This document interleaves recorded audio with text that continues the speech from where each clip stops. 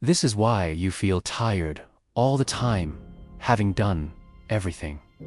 Hustled and optimized, punching in every minute, but still feeling exhausted. Oddly insufficient. The truth, though, is that you are not merely tired, you suffer from existential fatigue.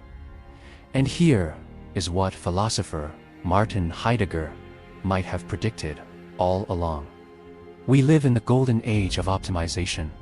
Apps keep track of our sleep. Smartwatches record our every heartbeat.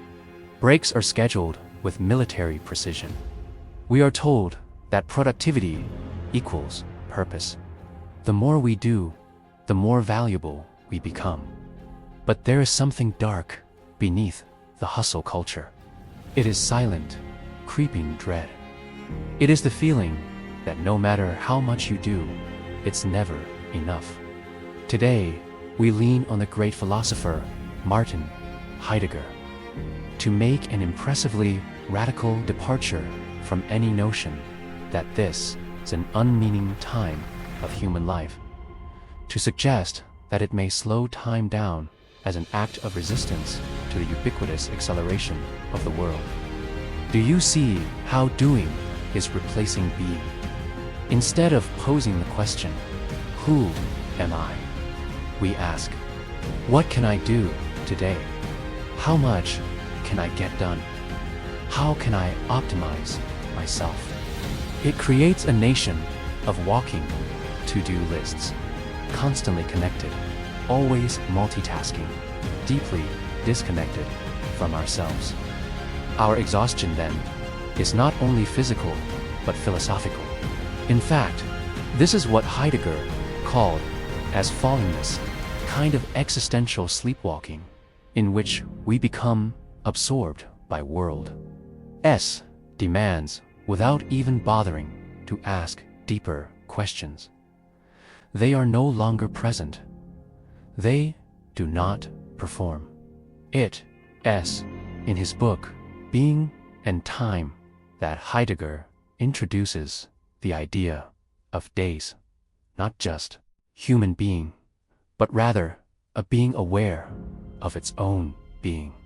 He saw modern life as pushing us away from self-awareness. We get lost in what he called the they, which is the anonymous crowd, system, and algorithm telling us what we must value.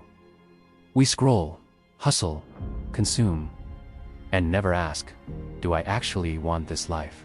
We trade authenticity for efficiency, reflection for routine, and it is killing us, slowly. It is not overwork that leads to burnout. It is a certain kind of torpidness brought about by ontology. It cannot drain energy by work, it drains energy by having no meaning. Here's the kicker. When your worth is based on productivity, rest translates to failure. We feel guilty for slowing down. We feel ashamed of stillness. We fear reflection.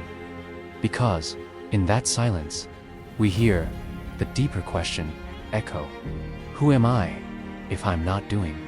This is what Heidegger means by anxiety. A sort of fear that is vague and undefined, regarding some man, quite obviously, as an important part of its content, the dread of encountering being as such. Anxiety is not the defect.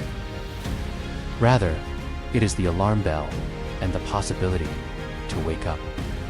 A pause now. You are not a machine. You are a mystery. In a culture of performance, authenticity is rebellion. Isn't laziness. It's resistance. Slowness isn't inefficiency. It's wisdom. Heidegger does not give a to-do list for living better. He offers something deeper. A call to return into being. Not by withdrawing from life, but by showing up differently, fully present. So maybe it's not that we have to do more. Maybe it's that we just need to be more. This is your challenge. Quit scrolling. Put the apps away. Sit in silence just for 10 minutes. Ask yourself, what am I chasing? Who am I performing for? And, much more important, what would it mean just to be? Let that question linger. Not for immediate answer, but to begin living it. Because sometimes, the most radical thing in a world obsessed with doing is just being.